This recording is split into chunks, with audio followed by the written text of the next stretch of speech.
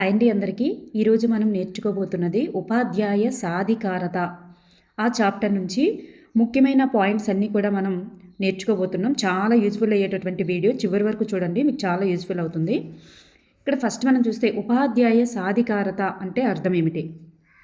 ఉపాధ్యాయుడు తన వృత్తి సామర్థ్యాన్ని పెంపొందించుకోవడాన్ని, తన యొక్క వృత్తి సామర్థ్యాలను పెంపొందించుకోవడాన్ని, అలాగే తన శక్తియుక్తులను బలోపేతం చేసుకొని సామర్థ్యాలను మెరుగుపరుచుకోవడాన్ని ఉపాధ్యాయ సాధికారత అని అంటారనమాట. అయితే ఉపాధ్యాయుని సాధికారతను ప్రభావితం చేసేటటువంటి అంశాలు ఏమిటి? ఏంటి అంటే ఉపాధ్యాయుల యొక్క రూపచిత్రం, వారి యొక్క లక్షణాంశాలు, అదేవిధంగా ఉపాధ్యాయుల వృత్తిపూర్వక శిక్షణ అంటే టీచర్ వృత్తిలోనికి రాకముందు వృత్తిపూర్వక శిక్షణ, అలాగే విద్యా ప్రణాళికల యొక్క మౌలిక లక్ష్యాలు, అలాగే విద్యార్థుల యొక్క ఉపలబ్ధి మూల్యాంకనం, ఈ 4 కూడా ఉపాధ్యాయుని యొక్క సాధికారతను ప్రభావితం చేస్తాయి. ఉపాధ్యాయ సాధికారత స్థాయిలు ఏమిటి? 2 స్థాయిలు అన్నమాట. ఉపాధ్యాయ స్థాయి, పాఠశాల స్థాయి. ఉపాధ్యాయ స్థాయి, పాఠశాల స్థాయి అని 2 రకాలుగా ఉంటుంది ఉపాధ్యాయ సాధికారత యొక్క స్థాయిలు అన్నమాట. విద్యా ప్రక్రియ నిర్వహణకు సంబంధించినటువంటి సాధికారత స్థాయి ఏమిటి? విద్యా ప్రక్రియ నిర్వహణకు సంబంధించిన సాధికారత స్థాయి ఉపాధ్యాయ సాధికారత స్థాయి. ఉపాధ్యాయులకు సమకూర్చిన వృత్యంతర శిక్షణ, ప్రత్యేక సెమినార్లు, సింపోజియాలు మొదలైనవి దేనికి చెందుతాయి? ఇవన్నీ కూడా పాఠశాల స్థాయి సాధికారతకు చెందుతాయి. పాఠశాల స్థాయి సాధికారతకు సంబంధించినవి అన్నమాట. విద్యార్థులకు అభ్యసనంలో సలహాదారుగా ఉండి విద్యా ప్రక్రియ ఆశించిన లక్ష్యాలను సాధించడానికి తోడ్పడే సాధికారత స్థాయి ఏమిటి? సలహాదారుగా ఉంటాడనమాట ఉపాధ్యాయుడు. సలహాదారుగా ఉండి విద్యా ప్రక్రియ ఆశించిన లక్ష్యాలను సాధించడానికి తోడ్పడేది ఉపాధ్యాయ స్థాయి సాధికారత అన్నమాట. పాఠశాల ఆశిస్తున్న లక్ష్యాల సాధనకు ఉపాధ్యాయుని సంసిద్ధం చేయడానికి తోడ్పడే సాధికారత స్థాయి ఏమిటి అంటే పాఠశాల స్థాయి సాధికారత. ఉపాధ్యాయ సాధికారతను పెంపొందించేటటువంటి ఒక పథకం ఏది అంటే ఆపరేషన్ బ్లాక్ బోర్డ్ పథకం. ఇది ప్రాథమిక విద్యకు సంబంధించినటువంటి పథకం అన్నమాట. ఓబీబీ పథకం ఏ విద్యా విధానంలో భాగంగా అమలుపరచబడింది? ఓబీబీ పథకం అనేది ఏ విద్యా విధానంలో భాగంగా అమలుపరచబడింది అంటే జాతీయ విద్యా విధానం 1986లో భాగంగా అమలు చేయడం జరిగిందనమాట. ఓబీబీ పథకం ఎప్పుడు ప్రారంభించబడింది అంటే 1986 టు 87. 1986 టు 87లో ప్రారంభించడం జరిగింది. ఓబీబీ పథకం ఎప్పుడు ఎస్ఎస్ఏలో విలీనం చేయబడింది? ఎప్పుడు ఎస్ఎస్ఏలో విలీనం చేయబడిందంటే ఏప్రిల్ 1, 2002. ఏప్రిల్ 1, 2002లో ఎస్ఎస్ఏలో విలీనం చేయబడింది. ఓబీబీ పథకంను దేశవ్యాప్తంగా ఎన్ని దశలలో అమలుపరచాలని నిర్ణయించారు? ఓబీబీ పథకాన్ని దేశవ్యాప్తంగా ఎన్ని దశలలో అమలు చేయాలని నిర్ణయించారు? 3 దశల్లో 3 ఫేజెస్లో అమలు చేయాలని నిర్ణయించారు. ఓబీబీ పథకం ప్రకారం ఉండవలసిన ఉపాధ్యాయ విద్యార్థుల నిష్పత్తి. ఉపాధ్యాయ విద్యార్థుల నిష్పత్తి ఎంత అంటే 1:40. ఓబీబీ పథకం ప్రకారం ఉండవలసిన ఉపాధ్యాయ విద్యార్థుల నిష్పత్తి ఎంత అంటే 1:40. నెక్స్ట్ వన్, ప్రతి పాఠశాలల్లో కనీసం 2 టీచర్లు ఉండాలి, అందులో కనీసం ఒకరు మహిళా టీచర్ అయి ఉండాలి అని మొదటిగా సూచించినటువంటి పథకం ఏది అంటే ఓబీబీ పథకం అన్నమాట. ఓబీబీ ప్రకారం 100 మంది విద్యార్థుల కంటే ఎక్కువ ఉన్నటువంటి ప్రాథమిక పాఠశాలల్లో ఉండవలసిన గదులు మరియు టీచర్ల సంఖ్య వరుసగా 100 మంది కంటే ఎక్కువ మంది పిల్లలు ఉన్నారనుకోండి, అక్కడ 3 టీచర్లు 3 క్లాస్ రూమ్స్ అనేటటువంటివి ఉండాలి. 3 క్లాస్ రూమ్లు 3 టీచర్స్ అనేటటువంటివి ఉండాలన్నమాట. ఓబీబీ పథకం అమలు చేయబడినటువంటి స్కూల్స్. ఓబీబీ పథకం అమలు చేయబడిన స్కూల్స్ ఏ స్కూల్స్లో అమలు చేస్తారంటే primary schools, upper primary schools అన్నమాట. ఓబీబీ పథకం అమలు చేయబడింది. ఎప్ఎప్ అంటే ఏమిటి? ఆంధ్రప్రదేశ్ ప్రైమరీ ఎడ్యుకేషన్ ప్రోగ్రామ్, దీన్నే ఎప్ఎప్ అంటామన్నమాట. ఓడిఏ వారి ఆర్థిక సహాయంతో భారత ప్రభుత్వం మరియు ఏపీ ప్రభుత్వం ఉమ్మడిగా అమలు చేసినటువంటి పథకం ఏది అంటే ఎప్ఎప్ అన్నమాట. ఓడిఏ వారి యొక్క ఆర్థిక సహాయంతో భారత ప్రభుత్వం మరియు ఆంధ్రప్రదేశ్ ప్రభుత్వం ఉమ్మడిగా అమలు చేసిన పథకం ఏదంటే ఎప్ఎప్. ఓడిఏ అంటే ఏమిటి? ఓవర్సీస్ డెవలప్మెంట్ అడ్మినిస్ట్రేషన్ అన్నమాట. ఎపిప్ ప్రాథమిక తరగతులలో గుణాత్మక బోధనకు గాను ఎన్ని సూత్రాల పథకాన్ని అమలు చేసింది? 6 సూత్రాల పథకాన్ని అమలు చేసింది. 6 సూత్రాల పథకం. ఎపెప్ పథకం అనేది ఎన్ని దశల్లో అమలుపరిచారు? ఎన్ని దశలు అంటే 2 దశల్లో. 1984 టు 87లో ఒకసారి, 89 టు 95లో ఒకసారి. ఈ 2 దశల్లో అమలుపరచడం జరిగిందనమాట. ఎపెప్లోని 6 సూత్రాలు ఉపాధ్యాయుని యొక్క ఏ బోధనను సులభతరం చేశాయి? ఏ బోధనను సులభతరం చేశాయి అంటే కృత్యాధార బోధనను. ఎపెప్లోని 6 సూత్రాలు అనేవి కృత్యాధార బోధనను సులభతరం చేశాయి. డిపెప్ అంటే ఏమిటి? డిపెప్ అంటే district primary education programme. District primary education programme. డిపెప్ను ప్రారంభించింది ఎవరు? కేంద్ర ప్రభుత్వం, సెంట్రల్ గవర్నమెంట్ ప్రారంభించింది అనమాట. మరి ఎప్పుడు ప్రారంభించారు అంటే 1994 నవంబర్ 4న. 1994 నవంబర్ 4న స్టార్ట్ చేయడం జరిగింది. డిపెప్ పథకం అనేది ఏ పథకంలో విలీనం చేయబడింది అంటే ఎస్ఎస్ఏలో విలీనం చేయబడింది. ఎస్ఎస్ఏ అంటే తెలుసు కదా, Sarva Shiksha Abhiyan. What is the SSA? Sarva Shiksha Abhiyan. డిపెప్ పథకం మొదటిగా ఎన్ని రాష్ట్రాలలో ప్రారంభమైందంటే 7 రాష్ట్రాలలోని 42 జిల్లాలలో ప్రారంభమైందన్నమాట. డిపెప్ పథకంలో కేంద్ర రాష్ట్ర ప్రభుత్వాల యొక్క వాటా శాతం. కేంద్ర రాష్ట్ర ప్రభుత్వాల యొక్క వాటా 85:15, 85:15. ఆంధ్రప్రదేశ్ డిపెప్ పథకానికి గాను ఆర్థిక సహాయం అందజేస్తున్నటువంటి విదేశీ సంస్థ ఏది? ఆంధ్రప్రదేశ్ డిపెప్ పథకానికి గాను ఆర్థిక సహాయం అందజేస్తున్న సంస్థ ఏదంటే బ్రిటిష్ వారి డిఎఫ్ఐడి. బ్రిటిష్ వారి యొక్క డిఎఫ్ఐడి అనేటటువంటి పథకం సంస్థ. డిపెప్ పథకం మన రాష్ట్రంలో ఏ విద్యా సంవత్సరం నుంచి ప్రారంభమైంది అంటే 96 టు 97 నుంచి డిపెప్ అనేది స్టార్ట్ అయింది మన రాష్ట్రంలో. డిపెప్ పథకం మన రాష్ట్రంలో మొదట ఎన్ని జిల్లాల్లో ప్రారంభమైందంటే మొదట 5 జిల్లాల్లో ప్రారంభమైందన్నమాట. మొదట 5 జిల్లాలలో ప్రారంభమైంది. డిపెప్ పథకం ద్వారా ఒక్కో పాఠశాల అవసరాలకు వస్తువుల కొనుగోలుకు అందించేటటువంటి గ్రాంట్ ఎంత అంటే 2000. డిపెప్ పథకం ద్వారా బోధనా సామగ్రి కొనుగోలుకు ఒక్కొక్క ఉపాధ్యాయునికి అందజేసేటటువంటి గ్రాంట్ ఎంత అంటే 500. వస్తువుల కొనుగోలుకు పాఠశాల అవసరాలకు అయితే 2000, బోధన సామగ్రి కోసం అయితే 500 అన్నమాట. డిపెప్ పథకం ఒక సంవత్సరంలో ఎన్ని ఉపాధ్యాయ సమావేశాలను నిర్వహించాలని సూచించిందంటే 10 ఉపాధ్యాయ సమావేశాలు నిర్వహించాలని సూచించింది. పూర్వ ప్రాథమిక విద్యా కేంద్రాల ఏర్పాటు అనేది ఏ పథకంలో భాగం? పూర్వ ప్రాథమిక విద్యా కేంద్రాల ఏర్పాటు అనేది డిపెప్లోనే భాగం. బ్రిడ్జ్ స్కూల్స్ అనేవి ఏ పథకంలో భాగంగా ప్రారంభించారంటే డిపెప్లో భాగంగానే ప్రారంభించారు. డిపెప్కు కొనసాగింపుగా ప్రారంభమైనటువంటి పథకం ఏదంటే ఎస్ఎస్ఏ. మరి ఎస్ఎస్ఏను మన రాష్ట్రంలో ఏమని పిలుస్తారంటే రాజీవ్ విద్యా మిషన్గా పిలుస్తారు. రాజీవ్ విద్యా మిషన్. ఎస్ఎస్ఏను కేంద్ర క్యాబినెట్ ఆమోదించి అమలులోనికి తెచ్చినటువంటి సంవత్సరం ఎప్పుడు? మరి ఎప్పుడు ఆమోదించి అమలులోనికి తీసుకువచ్చింది ఎస్ఎస్ఏ అంటే 2000 సంవత్సరం నవంబర్ 16న అమలులోనికి తీసుకురావడం జరిగింది. కేంద్ర స్థాయిలో ఎస్ఎస్ఏ మిషన్ యొక్క చైర్మన్ ఎవరు? కేంద్ర స్థాయిలో అయితే ప్రధానమంత్రి అన్నమాట. కేంద్ర స్థాయిలో ఎస్ఎస్ఏ యొక్క వైస్ చైర్మన్ ఎవరంటే కేంద్ర మానవ వనరుల అభివృద్ధి శాఖ మంత్రి. కేంద్ర మానవ వనరుల అభివృద్ధి శాఖ మంత్రి. ఎస్ఎస్ఏ యొక్క లోగో పైన ఉండేటటువంటి నినాదం ఏమిటి? ఎస్ఎస్ఏ లోగో పైన ఉండే నినాదం ఏంటంటే విద్య మా హక్కు అనేటటువంటి నినాదం ఉంటుంది. సర్వశిక్ష అభియాన్ పథకం అమలుకు కేంద్ర రాష్ట్ర ప్రభుత్వాల నిధుల యొక్క వాటా వరుసగా కేంద్ర రాష్ట్ర ప్రభుత్వాల యొక్క నిధుల వాటా ఎట్లా ఉంటుంది అంటే 85:15 9వ ప్రణాళికలో, మరి 10వ ప్రణాళిక వచ్చేసరికి 75:25, మరి 11వ పంచవర్ష ప్రణాళికలో 50:50గా ఉందన్నమాట. నెక్స్ట్ మనం చూస్తే మొదట గ్రామ విద్యా కమిటీలు, దాని తర్వాత స్కూల్ మేనేజ్మెంట్ కమిటీలు ఈ పథకంలో భాగంగా ఏర్పాటు చేశారు. మొదట గ్రామ విద్యా కమిటీలు, తర్వాత స్కూల్ మేనేజ్మెంట్ కమిటీలు ఏ పథకంలో భాగంగా ఏర్పాటు చేశారు అంటే ఎస్ఎస్ఏలో భాగంగానే ఏర్పాటు చేయడం జరిగింది. వైకల్యం గల పిల్లలకు ప్రతి సంవత్సరం ఎస్ఎస్ఏ పథకం ద్వారా అందించేటటువంటి నగదు సహాయం ఎంత? 3000 రూపాయలు. 3000 రూపాయలు.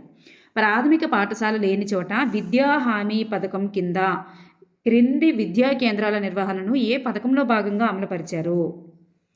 ఎస్ఎస్ఏలో భాగంగానే అమలుపరచడం జరిగింది. నెక్స్ట్ వన్, ఎస్ఎస్ఏ యొక్క నిధులలో ఎంత శాతం నిధులు నిర్మాణ పనులకు ఖర్చు చేస్తారు? ఎంత శాతం నిధులు నిర్మాణ పనులకు ఖర్చు చేస్తారంటే 33% అన్నమాట. 33% నిర్మాణ పనులకు ఖర్చు చేస్తారు. నెక్స్ట్, ఎన్సిటిఈ అనగా అర్థం ఏమిటి? ఎన్సిటిఈ అంటే national council for teacher education. National council for teacher education, జాతీయ ఉపాధ్యాయ మండలి అంటాం దాన్ని. మొదటిగా జాతీయ ఉపాధ్యాయ విద్యా మండలి అనేటటువంటి సలహా సంఘమును కేంద్ర ప్రభుత్వం ఏ సంవత్సరంలో ప్రారంభించింది అంటే 1973లో ప్రారంభించింది. 1973లో. ఎన్సిటిఈకి చట్టబద్ధత గల సంస్థగా కేంద్ర ప్రభుత్వం ఎప్పుడు ఆమోదించింది అంటే డిసెంబర్ 29, 1993లో ఆమోదించింది. 1993 డిసెంబర్ 29న ఆమోదించడం జరిగింది. చట్టబద్ధత గల సంస్థగా ఎన్సిటిఈ అనేది ఆమోదం పొందిందన్నమాట. ఎన్సిటిఈ స్వయం ప్రతిపత్తి గల సంస్థగా రూపొందించినటువంటి సంవత్సరం ఎప్పుడు? స్వయం ప్రతిపత్తి గల సంస్థగా ఎప్పుడు రూపొందించబడింది అంటే 1995 ఆగస్టు 17న. ఎన్సిటిఈ యొక్క ప్రధాన కార్యాలయం ఎక్కడ ఉంది అంటే న్యూఢిల్లీ. ఎన్సిటిఈ యొక్క దక్షిణాది రాష్ట్రాల ప్రాంతీయ కార్యాలయం ఎక్కడ కలదు అంటే బెంగళూరు. దక్షిణాది రాష్ట్రాల ప్రాంతీయ కార్యాలయం ఎక్కడ కలదు అంటే బెంగళూరు. ఎన్సిటిఈ యొక్క తూర్పు రాష్ట్రాల ప్రాంతీయ కార్యాలయం ఎక్కడ కలదు? భువనేశ్వర్. ఎన్సిటిఈ యొక్క తూర్పు రాష్ట్రాల ప్రాంతీయ కార్యాలయం ఎక్కడ కలదు అంటే భువనేశ్వర్లో కలదు. ఎన్సిటిఈ యొక్క పశ్చిమ ప్రాంత ప్రధాన కార్యాలయం ఎక్కడ కలదు అంటే భోపాల్. ఎన్సిటిఈ విద్య లేక బోధనలో అనుభవం ఉన్నటువంటి ఎంతమంది వ్యక్తులను సభ్యులుగా తీసుకుంటారు? 13 మంది వ్యక్తులను సభ్యులుగా తీసుకుంటారన్నమాట. ఉపాధ్యాయుల యొక్క కనీస అర్హతను నిర్ణయించేటటువంటి సంస్థ ఏది? ఉపాధ్యాయుల యొక్క కనీస అర్హతను నిర్ణయించే సంస్థ ఏది అంటే ఎన్సిటిఈ అన్నమాట. ఉపాధ్యాయ విద్యపై సంస్థల స్థాపనకు బిఎడ్, డిఎడ్, పండిత్ కాలేజ్ అనుమతినిచ్చేటటువంటి సంస్థ ఏది? చూడండి, ఇలాంటి వాటికి ఉపాధ్యాయ విద్యపై సంస్థల స్థాపన కోసం అనుమతులిచ్చే సంస్థ ఏది అంటే ఎన్సిటిఈనే. ఎన్సిటిఈ యొక్క జనరల్ బాడీ మరియు ఎగ్జిక్యూటివ్ కౌన్సిల్ అధ్యక్షుడు ఎవరు? జనరల్ బాడీ లేదా ఎగ్జిక్యూటివ్ కౌన్సిల్ యొక్క అధ్యక్షుడు ఎవరు అంటే ఎంహెచ్ఆర్డి మంత్రి అన్నమాట, మానవ వనరుల అభివృద్ధి శాఖ మంత్రి. ఎన్సిటిఈ సైన్స్లో జాతీయ స్థాయిలో ఏ పరీక్షను నిర్వహిస్తూ అందులో నెగ్గిన విద్యార్థులకు డాక్టరేట్ స్థాయి వరకు అయ్యేటటువంటి ఖర్చును భరిస్తున్నది? National science talent search test అన్నమాట. Science talent search test. Next one, innovation in teacher education అనేటటువంటి అఖిల భారత పోటీలను నిర్వహించి అందులో నెగ్గిన ఉపాధ్యాయులకు జాతీయ అవార్డులను ఇచ్చేటటువంటి సంస్థ ఏది? చూడండి, ఇన్నోవేషన్ ఇన్ టీచర్ ఎడ్యుకేషన్ అనేటటువంటి అఖిల భారత పోటీలు నిర్వహిస్తుందంట. ఉపాధ్యాయులకి అనమాట జాతీయ అవార్డులు ఇచ్చేటటువంటి సంస్థ ఏదంటే ఎన్సిఈఆర్టీ. ఎన్సిఈఆర్టీ అంటే ఏంటి? National council of education research and training. NCERT స్వయం ప్రతిపత్తి కలిగినటువంటి సంస్థగా ఎప్పుడు ఏర్పాటు చేయబడింది?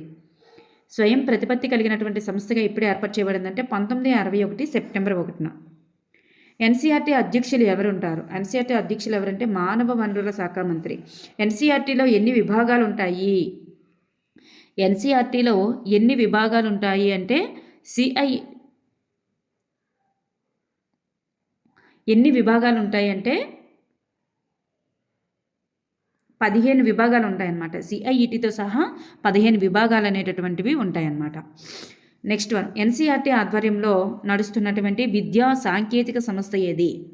సిఐఈటీ. Central institute of educational technology. Central institute of educational technology ఇది న్యూఢిల్లీలో కలదన్నమాట. నెక్స్ట్ వన్, ఎన్సిఆర్టీ ఆధ్వర్యంలో నడుస్తున్నటువంటి వృత్తి విద్యా సంస్థ ఏది? ఎన్సిఆర్టీ ఆధ్వర్యంలో నడుస్తున్న వృత్తి విద్యా సంస్థ ఏదంటే Pandit Sunderlal Sharma central institute of vocational education. ఇది భోపాల్లో ఉంటుందన్నమాట. ఎన్సిఆర్టీ యొక్క జనరల్ బాడీ మరియు ఎడ్యుకేటివ్ కౌన్సిల్ కార్యనిర్వహణాధికారిగా పనిచేసే వ్యక్తిని ఏమని పిలుస్తారంటే డైరెక్టర్ అని పిలుస్తారు. ఉమ్మడి జాతీయ విద్యా ప్రణాళికలను రూపొందించేటటువంటి జాతీయ స్థాయి సంస్థ ఏది? చూడండి, ఉమ్మడి జాతీయ విద్యా ప్రణాళికలను రూపొందించే జాతీయ స్థాయి సంస్థ ఏదంటే ఎన్సిఆర్టీ. ఎన్సిఆర్టీ ఆధ్వర్యంలో నడుస్తున్న జాతీయ ఉపాధ్యాయ విద్యా సంస్థ. ఎన్సిఆర్టీ ఆధ్వర్యంలో నడుస్తున్న జాతీయ ఉపాధ్యాయ విద్యా సంస్థ ఏది అంటే ఎన్ఐఈ. ఎన్ఐఈ అంటే ఫుల్ ఫామ్ ఏంటంటే నేషనల్ ఇన్స్టిట్యూట్ ఆఫ్ ఎడ్యుకేషన్ అన్నమాట. మరి ఎన్సిఎఫ్ 2005ని ఎవరు రూపొందించారు అంటే ఎన్సిఆర్టీనే రూపొందించిందనమాట. ఎర్లీ చైల్డ్హుడ్ ఎడ్యుకేషన్ ఈసీఈ కోసం ఆటల పద్ధతి, పాటల పద్ధతి, కృత్యాధార బోధనా విధానంలో తరగతుల రూపకల్పన చేసినటువంటి సంస్థ ఏది అంటే ఎన్సిఆర్టీ అన్నమాట. సర్వశిక్ష అభియాన్ అమలుకు కావలసినటువంటి కార్యాచరణ ప్రణాళికను రూపొందించినది ఎవరు? సర్వశిక్ష అభియాన్ అమలు కోసం కావలసిన కార్యాచరణ ప్రణాళికను ఎవరు రూపొందించారంటే ఎన్సిఆర్టీనే రూపొందించింది. నెక్స్ట్ వన్, వికలాంగుల విద్యలో భాగంగా వారికి బోధించేటటువంటి అధ్యాపకుల కోసం సెల్ఫ్ లెర్నింగ్ మాడ్యూల్స్ను రూపొందించినటువంటి సంస్థ ఏది?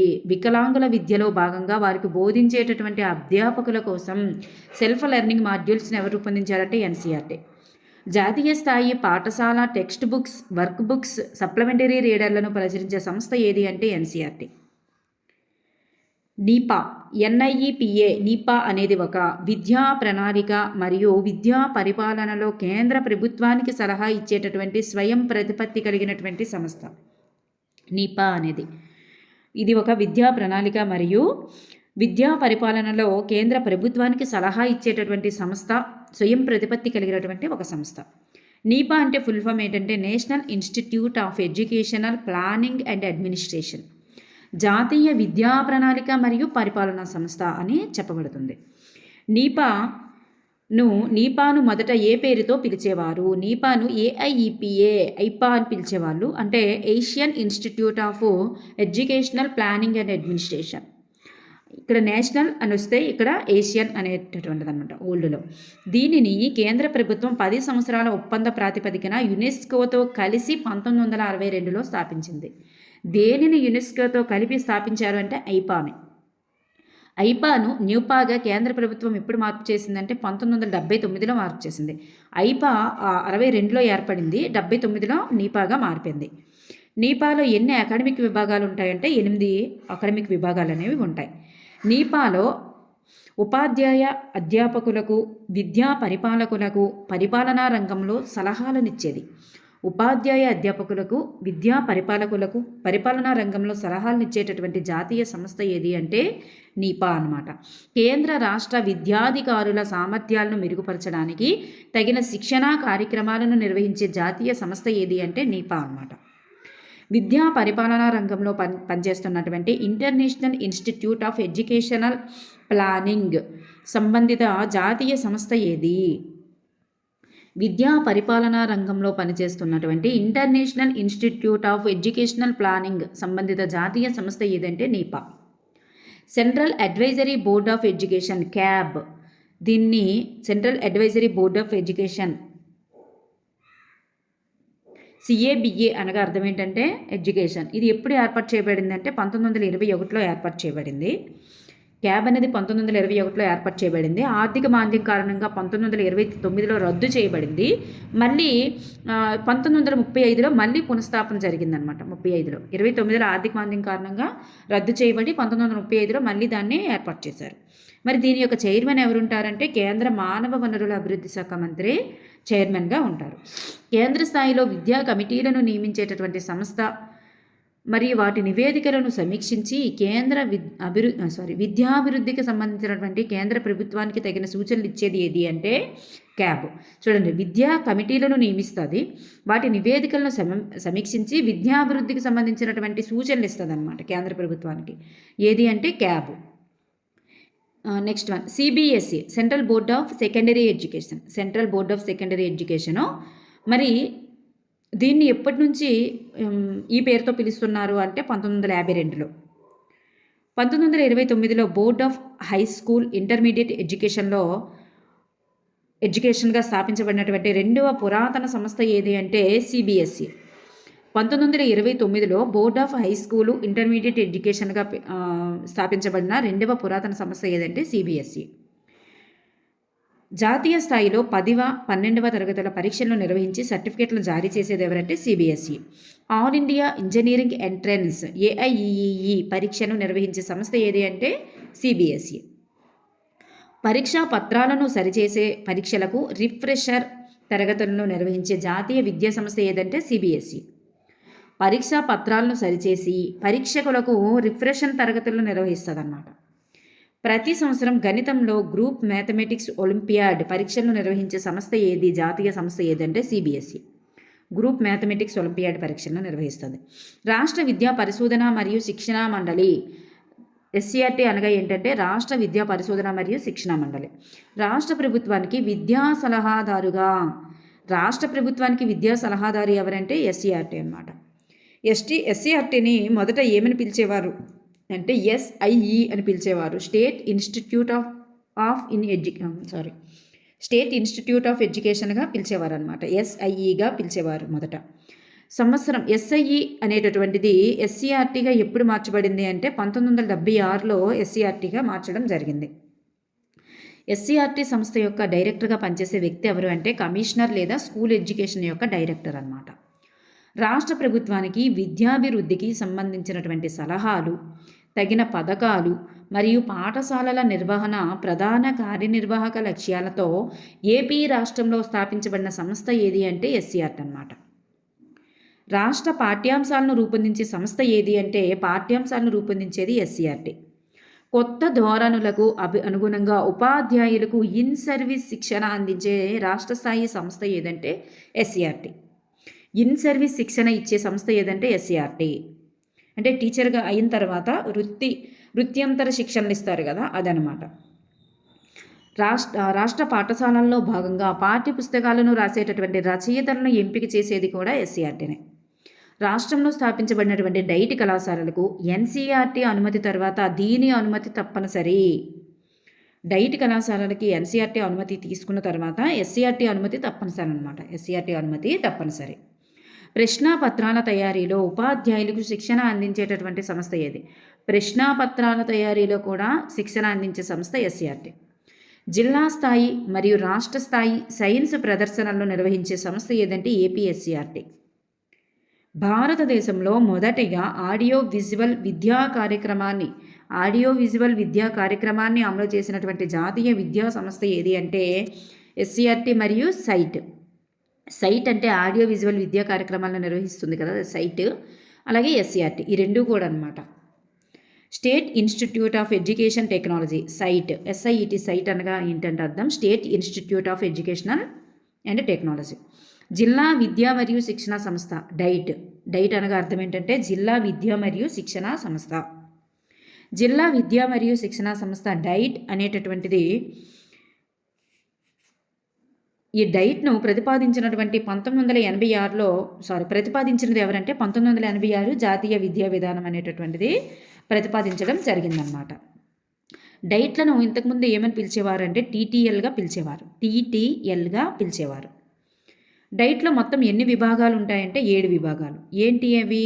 వృత్తి పూర్వక శిక్షణా కేంద్రం, వృత్తి అంతర శిక్షణా కేంద్రం, జిల్లా వనరుల యూనిట్, ప్రణాళిక మరియు నిర్వహణ కేంద్రం, పాఠ్య ప్రణాళిక రూపకల్పన మరియు అభివృద్ధి కేంద్రం, పని అనుభవ కేంద్రం, మూల్యాంకన కేంద్రం మరియు విద్యా సాంకేతికత అనేటటువంటి 7 కేంద్రాలు అనేటటువంటి విభాగాలు అనేటటువంటివి ఉంటాయన్నమాట. జిల్లా స్థాయిలో ప్రాథమిక స్థాయి టీచర్లకు ఇన్ సర్వీస్ ట్రైనింగ్ను అందించేటటువంటి సంస్థ ఏది అంటే డైట్ అన్నమాట. ఇన్ సర్వీస్ అంటే వృత్యంతర శిక్షణను అందించే సంస్థ ఏదంటే డైట్. అనియత వయోజన విద్యా కార్యక్రమాలకు మూల్యాంకన కేంద్రంగా జిల్లా స్థాయిలో పనిచేసే సంస్థ ఏది? అనియత వయోజన విద్యా కార్యక్రమాలకు మూల్యాంకన కేంద్రంగా జిల్లా స్థాయిలో పనిచేసే సంస్థ ఏదంటే డైట్. సంస్థాగత ప్రణాళిక రూపకల్పనలో సంస్థల కార్యకర్తలకు సంఘ నాయకులకు ఓరియంటేషన్ తరగతులను నిర్వహించేటటువంటి జిల్లా స్థాయి విద్యా సంస్థ ఏది అంటే డైట్ అన్నమాట. CIET అనగా అర్థం ఏమిటి? Central institute of educational technology, కేంద్రీయ విద్యా సాంకేతిక సంస్థ. తెలుగులో కూడా మనకు అవసరం. కేంద్రీయ విద్యా సాంకేతిక సంస్థ. దీన్ని ఎప్పుడు స్థాపించారంటే 82లో స్థాపించడం జరిగింది. 82. మరి దీన్ని ఇంతకుముందు ఏమని పిలిచేవారు అంటే కేంద్రీయ దృశ్య శ్రావ్య విద్యా వికాస సంస్థ. చూడండి, SIET ఉంది కదా, ఇది స్టేట్ లెవెల్, ఇది రాష్ట్ర విద్యా సాంకేతిక విద్యా సంస్థ. దీన్నే రాష్ట్ర దృశ్య శ్రావ్య విద్యా వికాస కేంద్రం అని సంస్థ అని పిలుస్తారు. దీన్ని CIETని ఏమని పిలుస్తారంటే సెంట్రల్ ఇన్స్టిట్యూట్ ఆఫ్ అంటే కేంద్రీయ దృశ్య శ్రావ్య విద్యా వికాస సంస్థ అని దీన్ని పిలవడం జరుగుతుంది. CIET అనేది ఏ నగరంలో స్థాపించబడింది అంటే ఢిల్లీలో స్థాపించబడింది. ఉపాధ్యాయులకు వెల తక్కువ బోధనోపకరణాల తయారీలో శిక్షణ ఇచ్చే సంస్థ ఏది? వెల తక్కువ బోధనోపకరణాల తయారీలో శిక్షణ ఇచ్చే సంస్థ ఏదంటే CIET. SIET అంటే ఏంటంటే state institute of education technology, రాష్ట్ర విద్యా సాంకేతిక సంస్థ. ఇది మన రాష్ట్రంలో ఎక్కడ ఉంది అంటే ఉమ్మడి ఆంధ్రప్రదేశ్లో హైదరాబాద్లో ఉంది. దీన్ని 1985లో స్థాపించారు. చూడండి, CIETని అయితే 1982 అయితే స్టేట్ లెవెల్లో అయితే 1985లో స్థాపించడం జరిగింది. రాష్ట్ర స్థాయిలో చదువుకునే బాల బాలికల కోసం దూరదర్శన్లో టెలిస్కూల్ కార్యక్రమాలను రూపొందించి ప్రసారం చేస్తున్నటువంటి సంస్థ ఏది? టెలిస్కూల్ కార్యక్రమాలను రూపొందించి ప్రసారం చేసేది సైట్ అన్నమాట. రాష్ట్ర విద్యా సాంకేతిక సంస్థ సైట్ను ఇలా కూడా వ్యవహరిస్తారు. రాష్ట్ర దృశ్య శ్రవణ విద్యా వికాస కేంద్రంగా వ్యవహరిస్తారు. RIE అనగా అర్థం ఏమిటి? RIE అంటే అర్థం రీజనల్ ఇన్స్టిట్యూట్ ఆఫ్ ఎడ్యుకేషన్.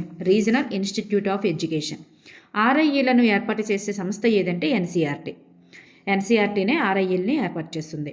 మరి ఎన్ని RIEలు ఉన్నాయి? మొత్తం ప్రాంతీయ విద్యా సంస్థల సంఖ్య ఎన్ని అంటే NCERT ఏర్పాటు చేసిన ప్రాంతీయ విద్యా సంస్థల సంఖ్య ఎంత అంటే 5 అన్నమాట. RIE అంటే ప్రాంతీయ విద్యా సంస్థలు అన్నమాట. దక్షిణాది రాష్ట్రాలలో RIE అనేది ఎక్కడ ఉంది అంటే దక్షిణాది రాష్ట్రాలలో RIE ఎక్కడ ఉందంటే మైసూర్లో ఉందన్నమాట. మరి RIE సంస్థ నిర్వహించేటటువంటి కోర్సులు ఏంటి అంటే B.Ed, M.Ed ఈ రెండింటిని నిర్వహిస్తుంది. దక్షిణాది రాష్ట్రాలన్నింటిలో పనిచేస్తున్న ఉపాధ్యాయులకు ప్రత్యేకంగా వృత్యంతర శిక్షణా తరగతులు, పునశ్చరణ తరగతులు నిర్వహిస్తున్నటువంటి ప్రాంతీయ సంస్థ ఏది అంటే దక్షిణాది అన్నారు కదా, మైసూర్. IFLU అనగా అర్థం ఏమిటి? English and foreign language university. English మరియు విదేశీ భాషల కేంద్ర సంస్థ అంటారనమాట. IFLU అనేది విశ్వవిద్యాలయ హోదా పొందినటువంటి సంస్థ ఏది? IFLU అనేది విశ్వవిద్యాలయ హోదా పొందినటువంటి సంస్థ. సారీ అండి, ఇక్కడ ప్రింటింగ్ మిస్టేక్. IFLU అనేది ఒక విశ్వవిద్యాలయ హోదా పొందినటువంటి సంస్థ అంతే. నెక్స్ట్ వన్, IFLU మన రాష్ట్రంలో ఎక్కడ స్థాపించబడింది అంటే హైదరాబాద్లో స్థాపించబడింది. ఉపాధ్యాయులకు వృత్యంతర శిక్షణలో భాగంగా ఆంగ్ల భాషలో తర్ఫీదు ఇచ్చేది ఎవరు? ఆంగ్ల భాషలో తర్ఫీదు ఇచ్చేది ఎవరంటే IFLU అన్నమాట. IFLUలో ఏ భాషల అధ్యయనం జరుగుతుందంటే ఆంగ్ల భాషతో పాటు ఇతర విదేశీ భాషల అధ్యయనం కూడా జరుగుతుంది. MRC అంటే ఏంటి? మండల వనరుల కేంద్రం, మండల రిసోర్స్ సెంటర్ అంటారనమాట. ఎవరు నిర్వహిస్తారు? MEO గారు నిర్వహించడం జరుగుతుంది. MRP అనగా అర్థం ఏమిటి? MRP అంటే మండల రిసోర్స్ పర్సన్. MRPలకు పరీక్ష నిర్వహించి వారిని మండలాల్లో నియమించే విభాగం ఏదంటే SSAలో భాగంగానే వాళ్ళు MRPలు అనేవి వారు నియమించడం జరుగుతుందన్నమాట. ఉపాధ్యాయ వృత్తి నియమావళిని రూపొందించిన సంస్థ ఏది? ఉపాధ్యాయ వృత్తి నియమావళిని రూపొందించేది ఎవరంటే NCERT. ఉపాధ్యాయులకు వృత్తి నియమావళిని రూపొందించాలని మొదటిగా సూచించిన విద్యా విధానం ఏది అంటే జాతీయ విద్యా విధానం. ఉపాధ్యాయులకు వృత్తి నియమావళి ఉండాలి అని నియమావళిని రూపొందించాలని మొదటిగా ఎవరు సూచించారంటే 1986 జాతీయ విద్యా విధానం. ఉపాధ్యాయ వృత్తికి సంబంధించి మొదట చిత్తు ప్రవర్తన నియమావళిని ఎప్పుడు రూపొందించారు? చిత్తు ప్రవర్తన నియమావళిని 96లో రూపొందించారు. దీన్ని ఎక్కడి నుండి గ్రహించారు అంటే 1984 యునెస్కో సిద్ధం చేసినటువంటి నియమావళి నుంచి మరి చిత్తు ప్రవర్తన నియమావళిని 96లో రూపొందించారు. ఉపాధ్యాయుల అసలు వృత్తి ప్రవర్తన నియమావళి NCERT ఎప్పుడు ప్రకటించిందంటే 97లో ప్రకటించింది. చిత్తు ప్రవర్తన అయితే 96, ఒరిజినల్ అయితే 97. వృత్తి ప్రవర్తన నియమావళి పీఠికలో చెప్పిన ప్రకారం ఉపాధ్యాయులైనటువంటి ప్రతి వ్యక్తికి తప్పనిసరిగా ఉండవలసినవి ఏమిటి? స్వీయ క్రమశిక్షణ ఉండాలి. స్వీయ క్రమశిక్షణతో పాటు స్వీయ నిర్దేశం కూడా ఉండాలి. స్వీయ నిర్దేశం మరియు స్వీయ క్రమశిక్షణ. మోటివేషన్ అనేటటువంటి ఆంగ్ల పదానికి మూలమైనటువంటి లాటిన్ భాషా పదం ఏదంటే మోవీర్ అంటే కదలిక. వ్యక్తిలోని కదలిక లేదా చలనం కలుగజేసి ఆ వ్యక్తిని ఒక పనికి లేదా చర్యకు పూనుకునేటట్లు చేసే ప్రక్రియ ఏది అంటే ప్రేరణ. ఉపాధ్యాయ ప్రేరణ అని చెప్పేసి ఒకటి ఉంది కదా, అందుకన్నమాట. అన్ని రకాల ప్రవర్తనలకు మూలాధారం ప్రేరణ అని అన్నది ఎవరు? అన్ని రకాల ప్రవర్తనలకు కారణం ఏంటంటే ప్రేరణ అని అన్నది వుడ్వర్త్. గమ్య నిర్దేశక చర్యయే ప్రేరణ అని చెప్పిన వారు ఎవరంటే మేయర్. ఒక పనిలో ఉండేటటువంటి సంతృప్తి కోసం, స్వీయ ఆనందం కోసం, స్వీయ అవసరాలను తీర్చుకోవడం కోసం ఒక పనిని నిర్వహించుటలో వ్యక్తికి ఉండేటటువంటి ప్రేరణ ఏంటి అంటే అంతర్గత ప్రేరణ. తన తక్షణ అవసరాలతో ప్రమేయం లేకుండా వ్యక్తిపై ప్రభావం చూపేటటువంటి తక్షణ అవసరాలతో సంబంధం లేకుండా వ్యక్తిపై ప్రభావం చూపే ప్రతి అంశాన్ని ఏమంటారంటే బాహ్య ప్రేరణ అంటారు. ఇతరులను సంతృప్తిపరచడానికి లేదా బహుమతులు పొగడ్తలను ఆశించి శిక్షలకు నిందలకు భయపడి బహుమతైన శిక్షణ ఏదైనా సరే అది బాహ్య ప్రవర్తనే అవుతుంది. వాటి కోసం పనిచేస్తే బాహ్య ప్రవర్తనే అవుతుంది. మరి ఉపాధ్యాయుడు తన వృత్తి నైపుణ్యాల పెరుగుదలకు వృత్యంతర శిక్షణా కార్యక్రమాలకు హాజరవుతున్నాడు. అంటే తనకి ఉపయోగం జరుగుతుందని చేస్తున్నాడు కాబట్టి అది అంతర్గత ప్రేరణకి చెందుతుందన్నమాట. ఉపాధ్యాయుడు తన వృత్తిలో భాగంగా తలచే మూల్యాంకనంలో పాల్గొంటున్నాడు, అయితే అది కూడా అంతర్గత ప్రేరణే అవుతుంది. సబ్జెక్ట్లో 100% ఉత్తీర్ణత సాధిస్తే ఒక ఇంక్రిమెంట్ అదనంగా ఇస్తాము అనినటువంటి మేనేజ్మెంట్ మాటల వలన బాగా పాఠాలు చెబుతున్న ఉపాధ్యాయుడు బాహ్యంగా ప్రేరేపించబడినట్లు అర్థం.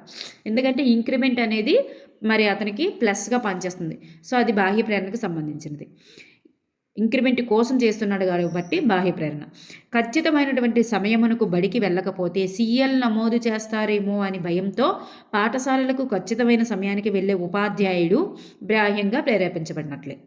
ఒక ఉపాధ్యాయునికి దీర్ఘకాలిక ప్రగతి పదంలోనికి తీసుకువెళ్ళే ప్రేరణ ఏది అంటే అంతర్గత ప్రేరణ.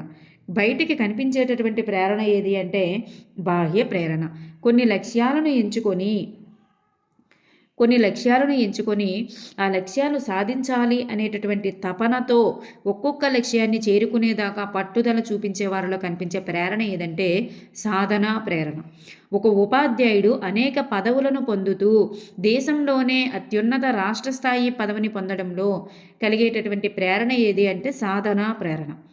థార్నడైక్, ఇవాన్ పావ్లవ్, బిహేవియర్ స్కిన్నర్ యొక్క ఉపాధ్యాయ వృత్తికి ఎలాంటి ప్రేరణగా పనిచేస్తాయంటే ఇవి బాహ్య ప్రేరణలుగా పనిచేస్తాయి. ఉపాధ్యాయుని వృత్తి నైపుణ్యాల వృత్తి యొక్క సమగ్రతను చెడు ప్రవర్తనను అరికట్టడానికి ఉపాధ్యాయ సంఘాలు మొదలైన పాత్ర నిర్వహించాలి అని పేర్కొన్నది ఎవరు? సంఘాలు ముఖ్యమైన పాత్ర నిర్వహించాలి అని పేర్కొన్నది 1986 అన్నమాట, జాతీయ విద్యా విధానం. ఉపాధ్యాయుల యొక్క సాంఘిక గౌరవం నిలబెట్టడానికి ప్రభుత్వంతో పాటు ఉపాధ్యాయ సంఘాలు కూడా బాధ్యత వహించాలి అని చెప్పినది ఎవరు అంటే కొఠారి కమిషన్. ప్రపంచంలో ప్రారంభమైన మొట్టమొదటి ఉపాధ్యాయ సంఘం ఏది? ప్రపంచంలోనే ప్రారంభమైన మొట్టమొదటి ఉపాధ్యాయ సంఘం the national union of teachers, ఇంగ్లాండ్లో ప్రారంభమైంది. మన దేశంలో ప్రారంభమైన మొట్టమొదటి గుర్తింపు పొందిన ఉపాధ్యాయ సంఘం ఏదంటే మద్రాస్ ఉపాధ్యాయ వృత్తి సంఘం. The national union of teachers అనేటటువంటి ఉపాధ్యాయ సంఘం ఎక్కడ ప్రారంభమైందంటే ఇంగ్లాండ్లో 1870లో ప్రారంభమైంది. పాఠశాలల్లో నిర్వహించేటటువంటి కల్టెన్సెన్సీ రిజిస్టర్ అనేది ఏ రకమైనది?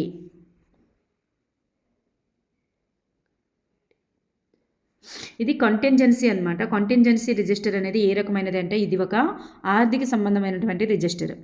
పాఠశాలలో నిర్వహించే విద్యార్థుల అటెండెన్స్ రిజిస్టర్ అనేది విద్యా సంబంధమైనది. పాఠశాలల్లో నిర్వహించే క్యాజువల్ లీవ్ రిజిస్టర్ అనేది సాధారణ రిజిస్టర్లకి సంబంధించినది. పాఠశాల రికార్డుల్లో యథార్థ సమాచారాన్ని ఉన్నట్లే నమోదు చేయాలి. ఇది రికార్డు యొక్క ఏ లక్షణాన్ని తెలియజేస్తుంది అంటే ఖచ్చితత్వాన్ని తెలియజేస్తుంది. రికార్డుల్లో నమోదు చేసే ప్రతి అంశము సంపూర్ణంగా ఉండాలి అనేది రికార్డు యొక్క ఏ లక్షణాన్ని తెలియజేస్తుంది అంటే సమగ్రతను తెలియజేస్తుంది. ప్రతి రికార్డు కూడా తక్కువ సమయంలో తక్కువ వనరుల వినియోగంతో నిర్వహించేదిగా ఉండాలి. సో ఇది రికార్డు యొక్క ఏ లక్షణాన్ని తెలియజేస్తుందంటే సులభ నిర్వహణకు సంబంధించినది. ప్రతి రికార్డు తక్కువ సమయంలో తక్కువ వనరుల వినియోగంతో నిర్వహించాలనేది సులభ నిర్వహణ. ఏ రికార్డులోనూ మరో రికార్డులో నమోదు చేసిన అంశాలు నమోదు చేయకుండా డూప్లికేషన్ను నివారించాలి. ఇది రికార్డు యొక్క ఏ లక్షణాన్ని తెలియజేస్తుంది అంటే శాస్త్రబద్ధ నిర్వహణను తెలియజేస్తుంది.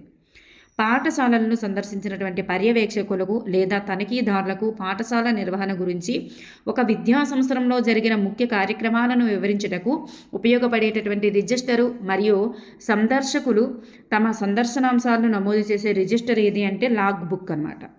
లాగ్ బుక్ పాఠశాల చరిత్ర చూడండి. పాఠశాల సందర్శకులు, పర్యవేక్షకులు, తనిఖీదారులు వీళ్ళు ఉంటారు కదా, వాళ్ళ కోసం అనమాట ఇది లాగ్ బుక్. నెక్స్ట్ వన్, పాఠశాల చరిత్రకు అర్థం వంటిది ఏది అంటే లాగ్ బుక్. పాఠశాల చరిత్రను ఇతరులకు అందజేసేటటువంటి పాఠశాల నిర్వహించే రికార్డు. పాఠశాల చరిత్రను ఇతరులకు అందజేసేటటువంటి పాఠశాల నిర్వహించే రికార్డు ఏదంటే log book. Log book, log book. విద్యార్థి యొక్క పాఠశాల చేరిక, పుట్టిన తేదీ, చేరినటువంటి తరగతి నమోదు చేసి ఉండే పాఠశాల రిజిస్టర్ ఏదంటే అడ్మిషన్ రిజిస్టర్. ఉపాధ్యాయుల సాధారణ లేదా వైద్యపరమైనటువంటి సెలవులను నమోదు చేసేది టీచర్ అటెండెన్స్ రిజిస్టర్. వైద్యపరమైన సెలవులను ఉపాధ్యాయుని సర్వీస్ రిజిస్టర్లో కూడా ఎంటర్ చేయాలి. సో ఎందులో ఎంటర్ చేయాలి అంటే ఎస్ఆర్లో కూడా ఎంటర్ చేయాలి. ఉపాధ్యాయుడు వృత్తిలో చేరిన నాటి నుంచి వృత్తి ముగింపు వరకు అతని యొక్క సంబంధించిన వివరాలను, ఇంక్రిమెంట్లను, పనిష్మెంట్లను, పదోన్నతులను నమోదు చేయవలసిన రిజిస్టర్ ఏది అంటే సర్వీస్ రిజిస్టర్. ఒక పాఠశాలల్లో కొన్నటువంటి పర్మనెంట్ చరాస్తులు నమోదు చేయవలసింది ఏది అంటే స్టాక్ రిజిస్టర్. దేనికి ఎంత ఆదాయం వచ్చింది, దేనికి ఎంత ఖర్చు అయిందో తెలిపేటటువంటి పాఠశాల నిర్వహించే రికార్డర్ ఏది అంటే లెడ్జర్ బుక్ అనమాట. ఈ లెడ్జర్ అనేది క్యాష్ బుక్కు అనుబంధంగా ఉంటుంది. చూడండి, ఆదాయ వ్యయాలకు సంబంధించినది కదా, ఆదాయ వ్యయాలకు సంబంధించింది లెడ్జర్ బుక్ అంటారు. ఇదే క్యాష్ బుక్కు అనుబంధంగా పనిచేస్తుంది అనమాట. స్కూల్ బడ్జెట్, సంవత్సర మాసాల లెక్కలు తయారు చేయడానికి ఉపయోగపడే రిజిస్టర్ ఏది అంటే లెడ్జర్. ఉపాధ్యాయుల జీతభత్యాలను నమోదు చేసే పాఠశాల రికార్డు ఏదంటే ఎక్విటెన్స్ రిజిస్టర్. విద్యార్థుల సమగ్రాభివృద్ధిని, సర్వతోముఖాభివృద్ధిని తెలియజేసే పాఠశాల రికార్డు ఏదంటే క్యుములేటివ్ రిజిస్టర్. దీన్ని సంచిత పత్రావళి అని కూడా అంటారు. విద్యార్థికి అవసరమైన మార్గదర్శకత్వాన్ని అందించుటకు ఉపాధ్యాయునికి ఉపయోగపడేటటువంటి ఉపాధ్యాయుడు నిర్వహించే రిజిస్టర్ ఏది అంటే క్యుములేటివ్ రిజిస్టర్ అన్నమాట. పాఠశాలను సందర్శించినటువంటి విద్యాధికారులు మినహా ఇతర ప్రముఖుల వివరాలను అందించేటటువంటి పాఠశాల రిజిస్టర్ ఏదంటే విజిటర్స్ బుక్. దైనందిన పాఠశాల వ్యవహారాలకు ప్రధానోపాధ్యాయుడు చేసే చిన్న చిన్న పనులకు ఖర్చు పెట్టేటటువంటి మొత్తమును సూచించే పాఠశాల రికార్డు ఏదంటే కంటింజెంట్ రికార్డర్. విద్యా ప్రగతిలో విద్యార్థుల గ్రేడులను, పాఠశాల గ్రేడులను సూచించేటటువంటి పాఠశాల నిర్వహించే రిజిస్టర్ ఏది అంటే ఎల్ఈపి రికార్డ్. ఎల్ఈపి రికార్డు విద్యార్థుల యొక్క దేన్ని తెలియజేస్తుందంటే సామర్థ్యాలను కొలుస్తుంది. ప్రస్తుతం సిసిఈ విధానంలో విద్యార్థుల ప్రమాణాలని ఎల్ఈపి రిజిస్టర్ ద్వారానే కొలుస్తున్నారు. ఎల్ఈపి అంటే లెర్నింగ్ ఎన్హాన్స్మెంట్ ప్రోగ్రామ్. ఉపాధ్యాయుల జీతభత్యాలు ఇతర ఉద్యోగుల యొక్క జీతాల కంటే ఎక్కువ ఉండాలని, వారికి ఉద్యోగ భద్రత కల్పించాలని పేర్కొన్నటువంటి కమిషన్ ఏది అంటే చటోపాధ్యాయ కమిషన్ 1985. ప్రాథమికోన్నత తరగతుల యొక్క ప్రాథమికోన్నత పాఠశాల స్థాయిలలో ఉపాధ్యాయుల యొక్క సర్వీసు రిజిస్టర్లను ఎవరు నిర్వహిస్తారు? ప్రాథమికోన్నత పాఠశాల స్థాయిలో అయితే మండల ఎడ్యుకేషనల్ ఆఫీసర్ నిర్వహిస్తారు. ఉన్నత పాఠశాల ఉపాధ్యాయుల యొక్క సర్వీస్ రిజిస్టర్లను ఎవరు నిర్వహిస్తారంటే హై స్కూల్ ప్రధానోపాధ్యాయులు. స్కూల్ కాంప్లెక్స్ పాఠశాల సముదాయం యొక్క సెక్రటరీగా వ్యవహరించేవారు ఎవరంటే స్కూల్ కాంప్లెక్స్ యొక్క సెక్రటరీగా వ్యవహరించేవారు సీనియర్ ఉపాధ్యాయులు. స్కూల్ కాంప్లెక్స్ చైర్మన్గా ఎవరు వ్యవహరిస్తారు అంటే ప్రధానోపాధ్యాయులు. హై స్కూల్ యొక్క హెచ్ఎం గారు. చైర్మన్గా వ్యవహరించేది హెచ్ఎం గారు, సెక్రటరీగా వ్యవహరించేది సీనియర్ ఉపాధ్యాయులు. ఎంఎల్ఎల్ అనగా కనీస అభ్యసన స్థాయిలు అంటాము, మినిమం లెవెల్స్ ఆఫ్ లెర్నింగ్. జాతీయ ఉపాధ్యాయ అవార్డులను ఏ సంవత్సరం నుంచి ఇస్తున్నారు? 1958 నుండి ఇస్తున్నారు. సెప్టెంబర్ 5న ప్రతి సంవత్సరం జాతీయ అవార్డులకు ఎంతమంది ఉపాధ్యాయులను ఎంపిక చేస్తారంటే 374 మందిని ఎంపిక చేస్తారు. ఎవరైనా పాఠశాల ఉపాధ్యాయుడు ఏదైనా వ్యక్తిగత పాఠశాల పని మీద వర్క్లో ఉండి బయటికి వెళ్ళినప్పుడు వివరాలను రిజిస్టర్లో నమోదు చేస్తారు? Movement register. బయటికి వెళ్ళినప్పుడు ఏదైనా పని మీద బయటికి వెళ్తే మూమెంట్ రిజిస్టర్లో నమోదు చేస్తారు. ఎస్ఓపిటి అనగా అర్థం ఏమిటి? Special orientation programme for teachers. అనమాట. ఇది 1993 to 97లో అమలు చేయడం జరిగింది దేశమంతటా కూడా. సాఫ్ట్ అనేది ప్రాథమికోన్నత పాఠశాల ఉపాధ్యాయులకు అందించేటటువంటి పునశ్చరణ కార్యక్రమం. ప్రాథమిక ఉన్నత పాఠశాల ఉపాధ్యాయులకు అందించే పునశ్చరణ కార్యక్రమం. ఇది దేశవ్యాప్తంగా 1994లో ప్రవేశపెట్టినప్పటికీ కూడా అంటే 93 టు 97 వరకు పనిచేసింది. అంటే 94లో దేశమంతటా ప్రవేశపెట్టినప్పటికీ మన ఆంధ్రప్రదేశ్లో మాత్రం ఎప్పటి నుంచి అమల్లో ఉందంటే 2002లో అమలు చేయడం జరిగిందనమాట. సాఫ్ట్ కార్యక్రమాలు ఎవరి ఆధ్వర్యంలో రూపొందిస్తారు అంటే ఎన్సీఆర్టీ ఆధ్వర్యంలోనే రూపొందిస్తారు. ప్రాథమికోన్నత పాఠశాలలకు సరఫరా చేసేటటువంటి వివిధ వస్తు సామగ్రిని సక్రమంగా వినియోగించుకోవడానికి కావలసిన నైపుణ్యాలను ఉపాధ్యాయుల్లో పెంపొందించడానికి ఉద్దేశించబడిన కార్యక్రమం ఏది అంటే సాఫ్ట్. ప్రాథమికోన్నత పాఠశాలలకు సరఫరా చేసే వస్తు సామగ్రిని సక్రమంగా వినియోగించుకోవడానికి కావలసిన నైపుణ్యాలను ఉపాధ్యాయులకు పెంపొందిస్తుందన్నమాట సాఫ్ట్ అనేది. అందరికీ విద్య అందించుటకు గాను కేంద్ర రాష్ట్ర ప్రభుత్వాలు రూపొందించిన వివిధ పథకాలను మరియు సవర్ణీకృత అభిరుచులను సమన్వయపరిచి ఉపాధ్యాయుల్లో వినియోగించుకొనుటకు ఉద్దేశించబడిన కార్యక్రమం ఏది అంటే సాఫ్ట్ అన్నమాట. ఇగ్నూ అనగా అర్థం ఏమిటి? Indira Gandhi national open university. దీన్ని ఎప్పుడు స్థాపించారంటే 1985లో స్థాపించారు. న్యూఢిల్లీలో దీని యొక్క ప్రధాన కార్యాలయం అనేది ఉంది. ఎన్సీఎఫ్టీఏ అంటే అర్థం ఏమిటంటే national curriculum framework for teacher education. ఎన్ఏఎస్సి అంటే national assessment and accreditation council అన్నమాట. National assessment for accreditation council. మరి దీన్ని యూజీసీ వారు ఎప్పుడు స్థాపించారంటే 94లో స్థాపించారు. దీని ప్రధాన కార్యాలయం బెంగళూరులో ఉంది. ఏఐసిటిఈ అంటే ఏంటంటే all India council for technical education. దీన్ని 1987లో స్థాపించారు. దీని ప్రధాన కార్యాలయం న్యూఢిల్లీలో ఉందన్నమాట. ఓకేనండి. Thank you for everyone.